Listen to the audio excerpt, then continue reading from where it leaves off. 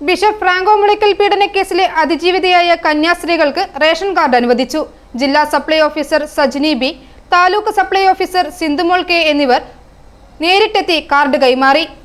ഇത് സംബന്ധിച്ച് ഉത്തരവ് മന്ത്രി GR അനിൽ നേരത്തെ നൽകിയിരുന്നു. സിസ്റ്റേഴ്സിന്റെ ദുരിത ജീവിത സാഹചര്യങ്ങൾ അറിഞ്ഞ മന്ത്രി മീനച്ചിൽ താലൂക്ക് സപ്ലൈ ഓഫീസറെ ചുമതലപ്പെടുത്തിയതിൽ പ്രകാരം ലഭിച്ച റിപ്പോർട്ടിന്റെ അടിസ്ഥാനത്തിലാണ് ഇപ്പോൾ റേഷൻ കാർഡ് അനുവദിച്ചിരിക്കുന്നത്. വാർത്തയെ തുടർന്ന് ബഹുമാനപ്പെട്ട മന്ത്രി ഈ വിഷയത്തെക്കുറിച്ച് അന്വേഷിച്ച് അടിയന്തര തുടർ നടപടികൾ സ്വീകരിക്കാനായിട്ട് അറിയിച്ചു.